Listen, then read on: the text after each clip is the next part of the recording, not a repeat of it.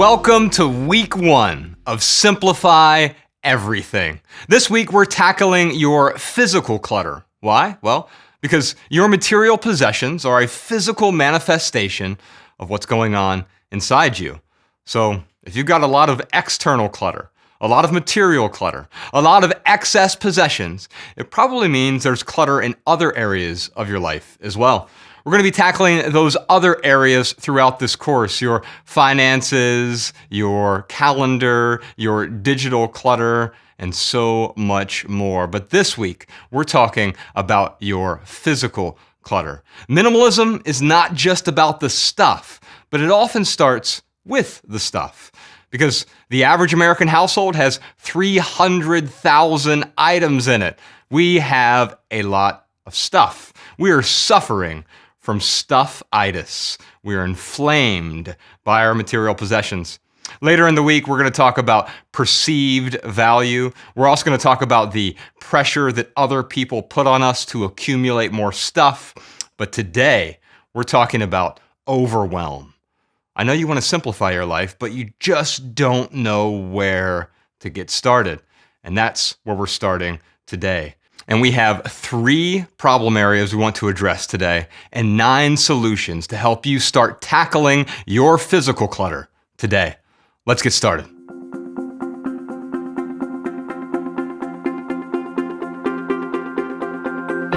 The first problem area is junk drawers. This refers to any repository for stuff. It can be a box, a closet, wherever you are putting things and where clutter is beginning to build up. Now, typically when we have something that we don't want, we simply throw it away. But sometimes we hesitate when we have things that we don't want because we're not sure if it's okay to throw it away. We're not sure if we can live without it, or we fear some future moment where we might be punished for letting it go a little too early. And this is where we put things in junk drawers. Think of a junk drawer as a garbage can for the undecided. We're going to give you some tools to help you become decisive about what you're going to do with those junk drawers.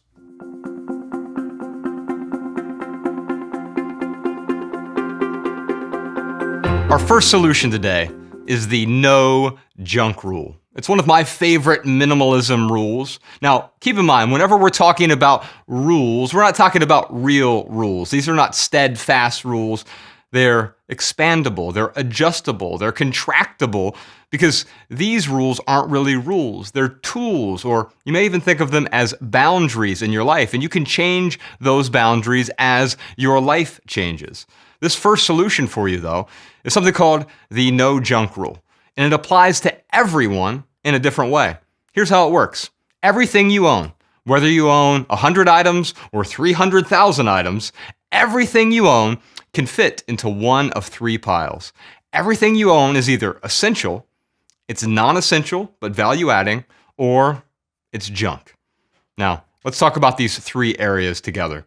First, we all have similar essentials. Most of our lives are the same in the sense that we need food and shelter and clothing and transportation and education and a vocation. But even those things manifest in our lives in different ways. Some people might ride the bus to work. Other people might drive a car or take the train. We all have a need for transportation. We all have a need for a vocation, doing something that we're passionate about, but also something that pays the bills, right? We need a roof over our heads. For some folks, that's a family of 6 with a 5-bedroom home. Or someone else, it might be a studio apartment in New York City. We have these basic essentials. And so identifying those essentials is important. But those essentials are the smallest category of the things that we own. Most of the things that we own fit in these other 2 categories: non-essential but value-adding, or junk. Non-essential items include things like your couch or your coffee table, your dining table. Strictly speaking, you could live without these things, right? But they add value to your life. We are minimalists. We are not deprivationists. The point of simplifying your life is not to deprive yourself of the things that add value. If a couch enhances your life, wonderful. If your favorite kitchen utensil amplifies your well-being, then please don't get rid of it.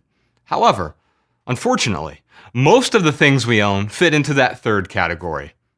Most of our things are junk. Now, they may have not always been junk. You may have purchased something a decade ago, or a year ago, or a month ago that added value to your life. But today, you continue to hold on to it. It's only junk if you're holding on to something that ceases to add value, that ceases to enhance your life, amplify your joy, to augment your experience of life in some way. So the things that were value adding before, when they cease to add value, they are junk. And that is the reason that the average home has hundreds of thousands of items in it, because we continue to hold on, we continue to cling. So, whenever you're going through your things throughout this course, I want you to use this rule to identify what is truly essential for me, what is non-essential but value-adding, and what is junk. Anytime you're looking at letting go of something, I want you to identify, did it add value before? Does it add value now? And if the answer is no to either one of those questions, then it's okay to let it go. Because if we let go of something, we're not letting go of the value that we got from it before. We're letting go so we can make room for the things that will actually add value to our lives.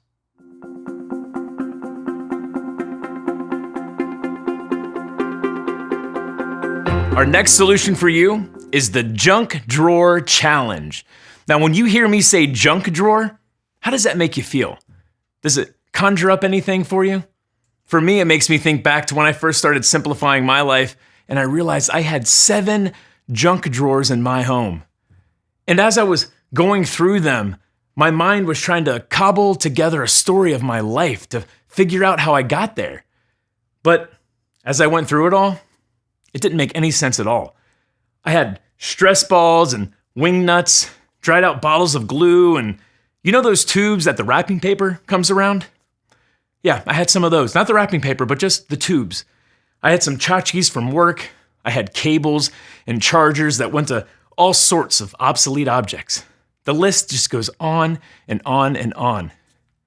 Now, I know I'm not alone in this, because 90% of households have admitted to having at least one junk drawer in their home.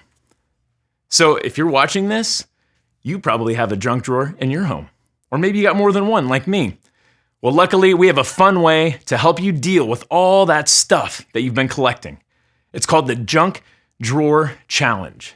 And here's how it works. You find a junk drawer and you find an empty box. And the goal is to get all that stuff from that drawer inside that empty box without looking at any of it.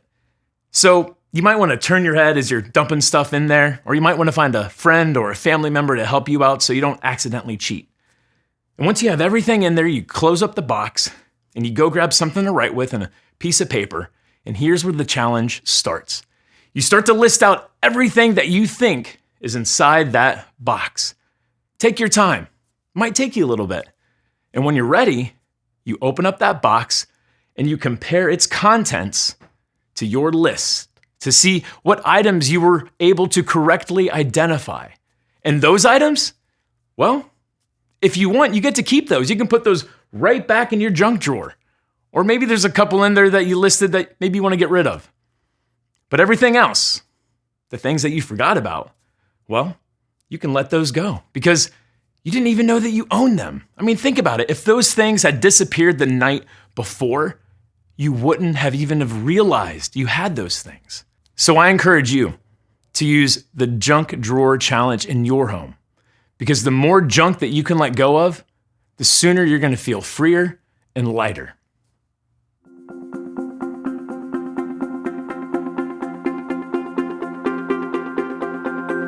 The next solution is the out in the open rule. Think about a time when you've had a problem and you vented to a friend about it.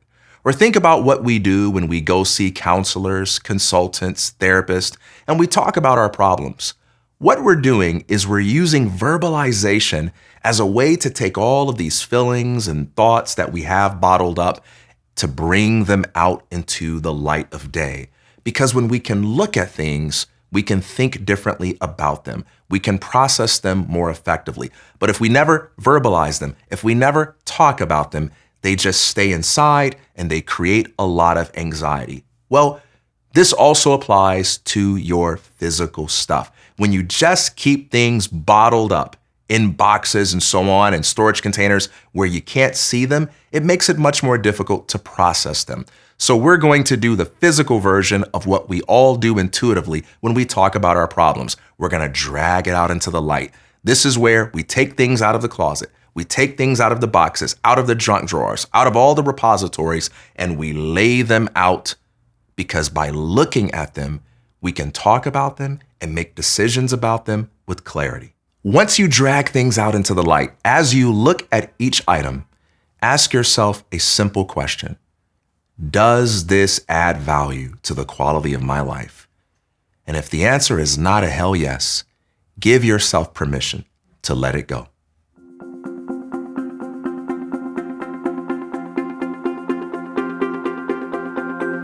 Our next problem area, your clothes.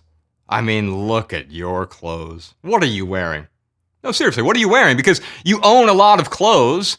The average American throws away over 80 pounds of clothing each year, and yet we still have a ton of excess clothes. If you walk into your closet, yes, you have shirts, and you have button-up shirts and t-shirts, and you have underwear and socks and jeans and slacks, and you have dresses, and you have accessories and shoes and more shoes and more shoes.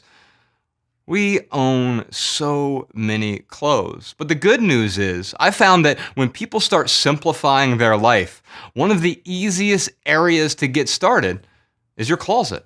Because it's easy to identify the things you haven't worn in a while and let those things go. Today we have 3 solutions to help you let go of your excess clothes so you can dress better than you ever have before.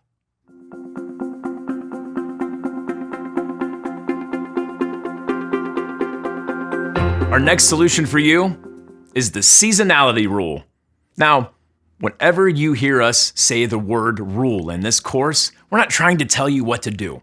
We are trying to help you set boundaries up in your life. Because when we don't have any boundaries in our life, especially when it comes to our stuff, well, it makes it easy for us to say yes to anything.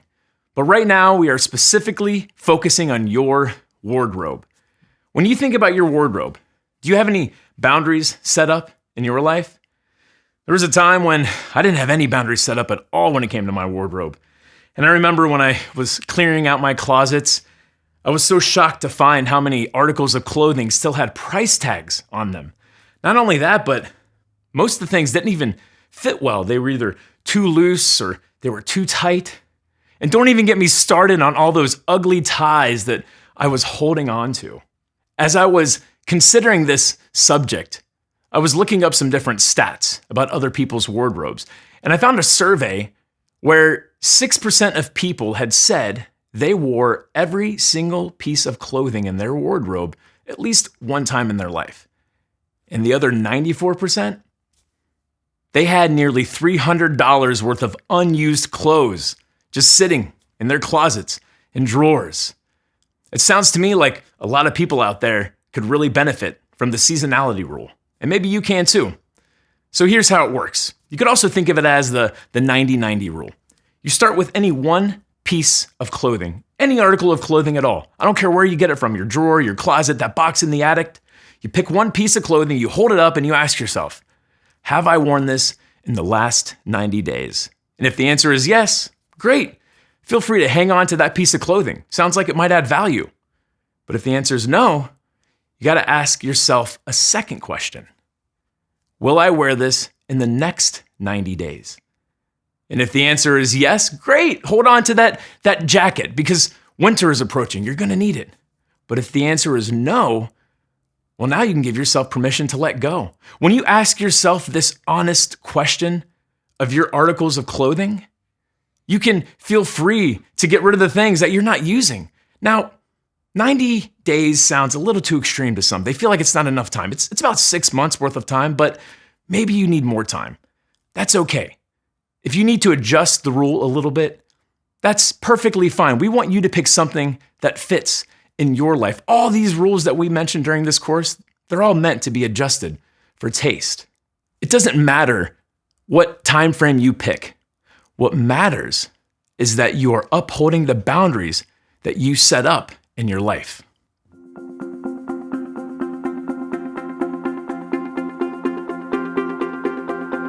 The next solution is the didn't know rule. The didn't know rule is whenever you look at something and say, oh, I didn't know I had that. Or someone reminds you of a possession and you say, oh, I completely forgot that I own that. Richard Saul Wurman was once asked a question about students who were struggling to remember things for their test. And he says, it's not that these students are struggling with memory. It's just they're being asked to remember things that aren't really compelling. If you give them something compelling, something that truly means something to them, they will remember it without effort. The same is true of our stuff. It's the things we can remember without effort that are the most compelling, that are the most relevant. And simplifying your life is all about filling your life with things that are compelling and making room for those things by decluttering the things that are not compelling enough for you to remember without a whole lot of work. So one way you can do this is pack things up, put them in boxes, put them in a situation where you can't look at them, and then make a list of the things you remember. Well, I'm definitely gonna need my toothbrush. I'll write that down. Okay, surely I'm gonna need my bath towels. All right, that's easy to remember. Whatever you can't remember, perhaps give yourself permission to throw away. Well, TK, I'm not sure if that's gonna work for me because maybe I'll remember it a little later. All right, well, you can give yourself a time frame. You can say, whatever I don't use in 30 days, combine it with that exercise. If I need it in 30 days and I remember it when I need it, I can take it out of the box. But at the end of that time frame, it's not something I was able to think of, nor is it something that came up at a time of need. I can give myself permission to give it away, to recycle it, to simply let it go.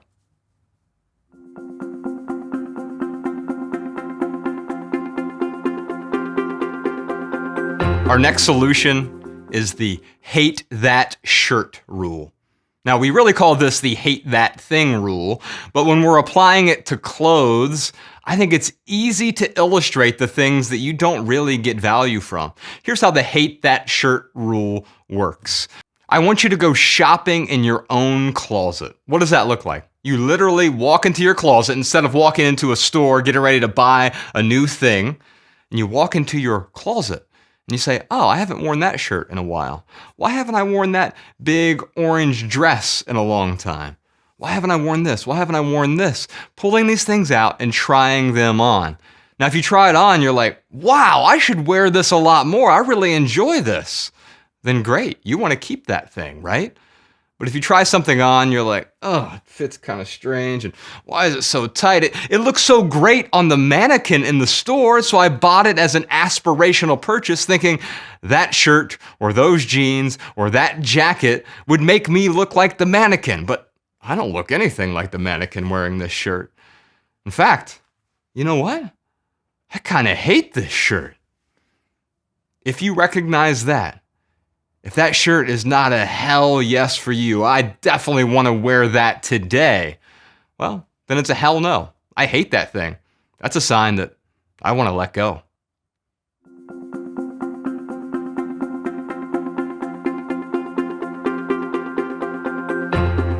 Our next problem area has to do with your photographs and all that physical media clutter that you might have in your life. Did you know that the size of the average new home in the United States, it's rapidly approaching 3,000 square feet. And even with all that extra space, we still have over 52,000 storage facilities across the country. That's more than 6 times the number of Starbucks, because our garages are brimming with stuff too. Unused sporting goods, exercise equipment, camping gear, magazines, DVDs, compact discs, old clothes and electronics and furniture, boxes and bins stuffed with discarded things, stretched from floor to ceiling. For right now, we're going to focus just on that magazines, DVDs, compact discs, VHSs, anything else that you're holding on to that represents physical media clutter. So let's go ahead and get started with our first of 3 solutions.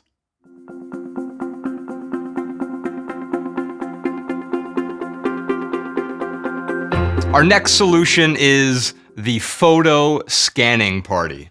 Why a party? Well, because if you put party at the end of anything, you might get some friends to show up.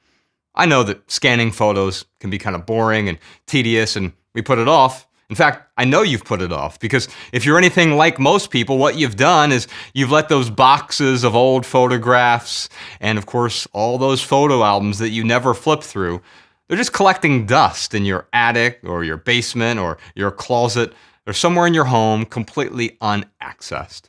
And that's why we are going to embark on a photo scanning party. Here's how it works. First, I want you to pull out all the photos and put them on your kitchen table. And I want you to invite some friends and family over. Order some food, and you're going to go through those photos together, sharing some of the experiences, the memories. Oh, remember that time we were in Hawaii?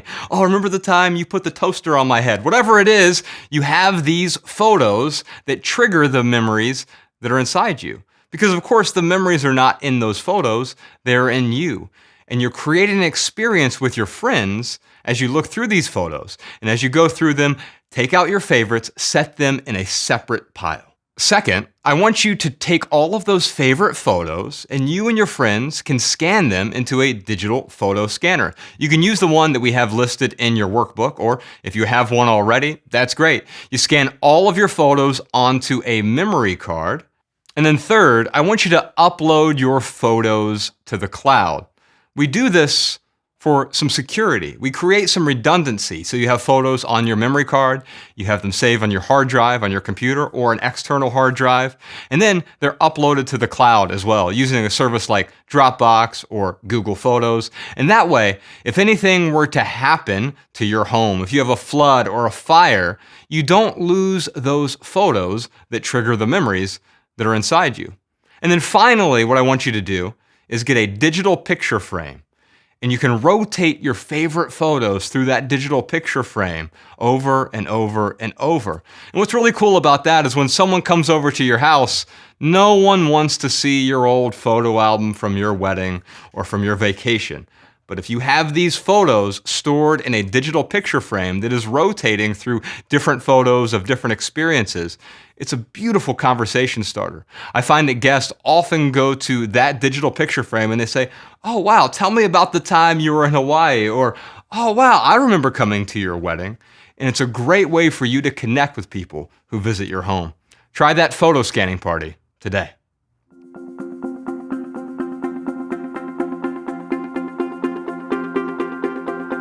The next solution is, have I used this in the last year? Now, this question applies to many things: DVDs, CDs, VHS. It can also apply to photos, books, anything in your life that's taking up space. Have I used this in the last year? Now, you might be thinking, hey, TK, there's something that I have, and I promise you, I use it annually every 13 months.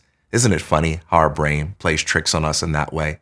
Well, all right, if you've got something that you use every 13 months, it really doesn't matter if it's about 6 months or 13 months. The real question is, when was the last time I used this? And what reason do I have for using it in the future? Do I have an intention that exists now for the time when I want to use it in the future? Because if you don't, you might be falling prey to the just in case fallacy. So when you take a look at your things and you find something that you haven't used in the past year, either create a plan right then and there for when you're going to use it, or embrace the story of truth, which is, this really isn't playing a prominent role in my life. And then move on and set yourself free.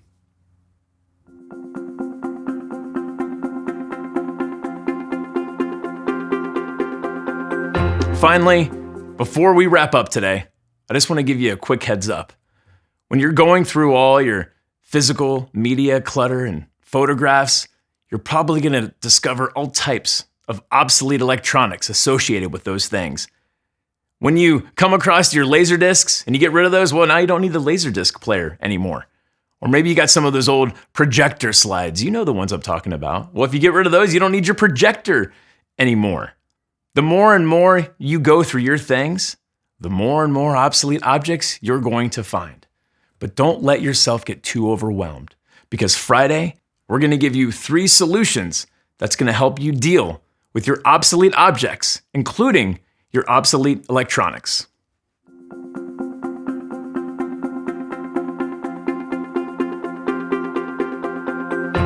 Congratulations, you finished the first lesson from the section on physical clutter. You now have 9 solutions to help you deal with the things that make you feel so overwhelmed that you don't know where to start. Now, since we're dealing with things that make it difficult to get started, let's simplify the process of getting started. Start with one thing, preferably something that feels easy.